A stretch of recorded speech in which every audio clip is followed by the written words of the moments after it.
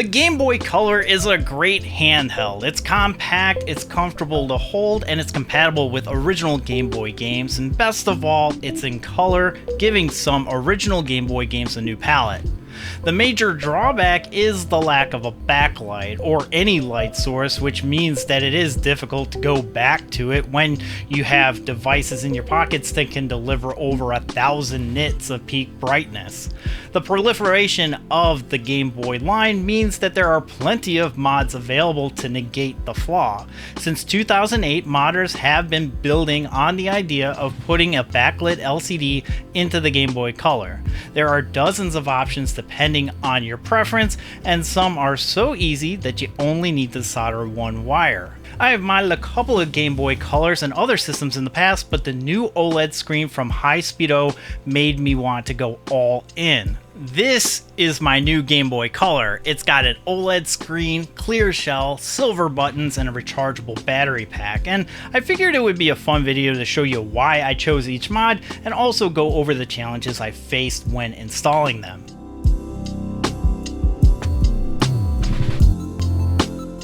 Look, it's halfway through 2024 and we have so many good options to play Game Boy Color games. There's a new emulation handheld that comes out every week. I have two of them actually. I also have the Analog Pocket, which before the OLED had the best looking screen with the filters, and Palmer Luckey is making one that looks exactly like it would come from somebody who looks like him. So with all of those options, why cannibalize a good working Game Boy Color? Well, for starters, the Game Boy Color is so freaking comfortable. Seriously, that's my main complaint about the Analog Pocket. The GBC has curves, and curves are sexy. And it's just more fun to make your own and customize it to your liking. I have so many different modded handhelds, and each one is one that I had some hand in making, even if it's never been easier to mod a console. For me, it's a relaxing experience where I can just take time and just work on the project, disconnecting from the internet and focus on making something tangible. And that's really important to me as physical media continues to erode into the digital age. I can hold on to it. It's mine, and I had a hand in creating it.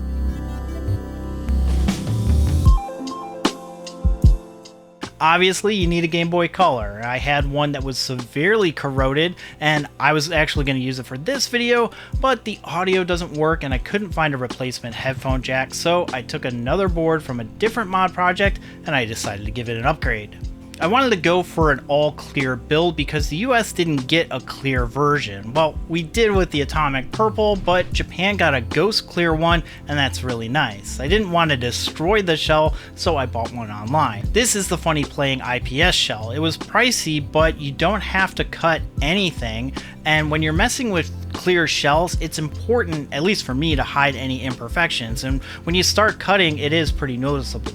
The IPS shell will fit the OLED screen just fine, and it's got a battery compartment without the ridge that I would have needed to cut out otherwise. And I don't want to destroy the shell. I did destroy the Atomic Purple shell though, and the standoffs broke each time that I opened it, so I had to buy a replacement shell regardless. The only drawback is that this one doesn't come with stickers. Speaking of Funny Playing, I got their clear speaker and I picked up their battery pack. The battery pack came direct from China, so I think it took about 2 weeks to get here. None of the other stores had them in stock at the time, so that's why I went direct. I also got an amp for better sound, which didn't go so well, but we'll get into that later.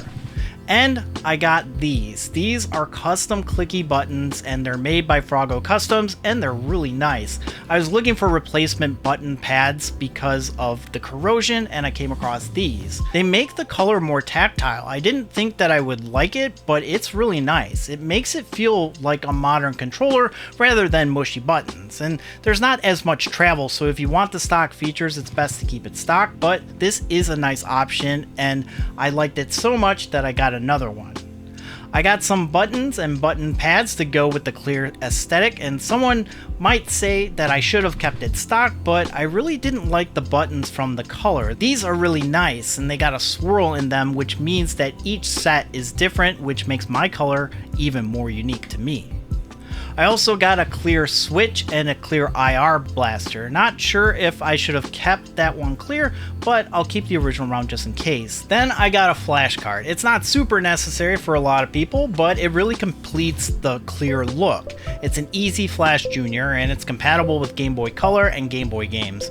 Setup is pretty easy. You just format the SD card in FAT32, drop your ROMs and the special software that Easy Flash provides, and you're good to go. This one comes with a battery for games that need it, like Pokemon, but I guess it needs some time to charge because every time that I boot it up, it says that the battery is dry. But other than that, it works really great. It boots games really fast, and with a 32 gig card, you can have every game ever made, including homebrew, and never have to remove the cartridge. This was something that I wanted so that I can take the Game Boy Color on the go without having to get all the carts out. Of course, there is something satisfying about getting the original carts, but I can always use that when I want to because the Easy Flash is just a flash card. And last but certainly not least, the AMOLED screen. This was the main reason for doing the mod. I already had two Game Boy Colors modded with LCD screens, but I had to upgrade to the OLED. The brightness is really nice, but what really sold me was the touchscreen and filters. My LCD screens don't have filters, so having an OLED and filters was really tempting. The touchscreen is great, which means that there's no extra wires to input to something else.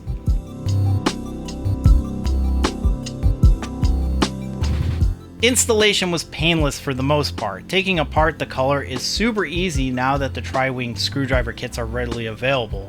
I have this iFixit kit and I've had it for a while, and this bit set is well worth the money. I'm not sponsored or anything, but I use it all around the house too, and I actually might get that larger kit.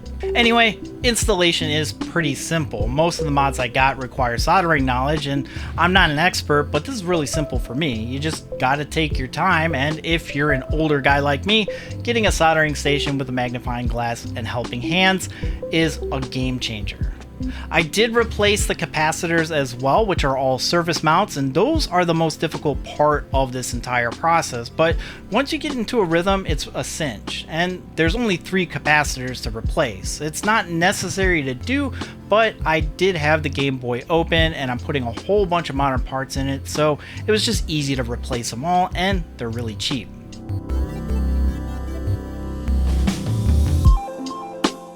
Just because the installation was easy doesn't mean that there weren't any issues. The first issue that I ran into was the OLED screen.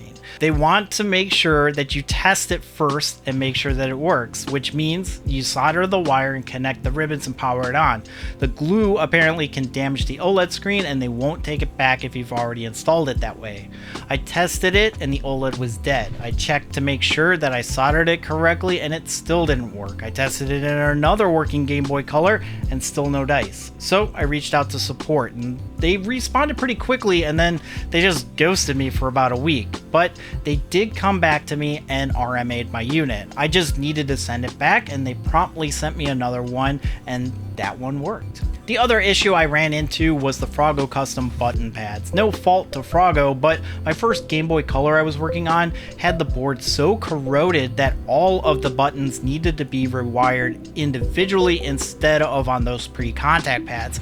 It's not that big of a deal, but it is time consuming. Even the other color needed one wire for the right direction to work, so just something to keep in mind if you plan on getting that mod. And the last issue I had was with the sound amp. I wired everything correctly and plugged it in to test, and the audio was garbage. Not like what they mentioned in the description, but distorted. I even blew a speaker so much that it burned out. I didn't know what the issue was at first, but it turns out that I accidentally removed a resistor, and that's what tried to melt my Game Boy Color. Luckily, I had another amp and it worked great. It's not too loud, but it is way better than the stock Game Boy.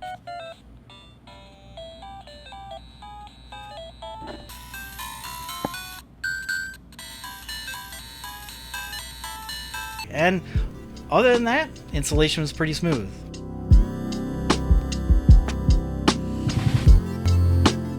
Every part that I ordered worked as advertised, and I recommend each and every one. The OLED screen is really nice. I have been upgrading a lot of things to OLED. My TV is an OLED, my iPad is an OLED, my computer monitor is an OLED. It really is a nice piece of tech. That being said, they really buried the lead on these because they're not actually new OLED screens. They're harvested from a BlackBerry from 2011. I don't have a problem with people being resourceful and reducing e-waste, but it does call into question about how long these displays will last, being that they're powered outside of their intended use, and also how prone the screen is to burn-in. I don't think that burn-in will be that big of a deal unless you let it run all day, but it is something to consider given its age. Modern smartphones don't have burn-in the way that earlier OLED screens did with their notification bar burned in. The battery pack is nice, but you can't charge it while the Game Boy Color is on, which might not be that big of a deal because, I mean, they're powering a Game Boy Color. You should at least get a day's worth of play out before you need it to recharge, but you wouldn't know that it was low because there's no indicator of a charge. Not that the AA's did, but it would be nice given that it's a modern piece of equipment. And the charging cable fits in its existing charge port, just don't lose it. I did get a USB-C port, but I'm unsure if it will charge the Funny Playing battery pack, and I didn't want to burn my house down, so I didn't install it. Maybe the next time I'll get a compatible battery pack that works with that. Everything else is great. There's nothing really to say about it other than if it looked cool in the video, consider checking out the links to the project or ask some questions down in the comments below.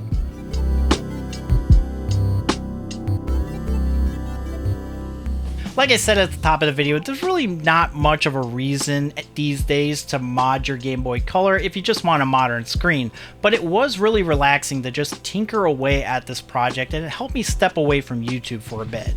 And this was a fun video to make, and I missed that feeling. So if you've considered modding, give it a shot. And what's cool is that you get a nice Game Boy Color at the end. Just be warned, no one mods just one-handled. I'm living proof. Thanks a lot for watching. If you want, consider subscribing to the channel. I make some videos about retro video game prices, and if you want to see my latest video about how prices increased, I did a huge price video on the 2020 price boom. You can follow me on social media at SnickTendo. Thanks so much for watching. I'm Nick, and I'll see you next time.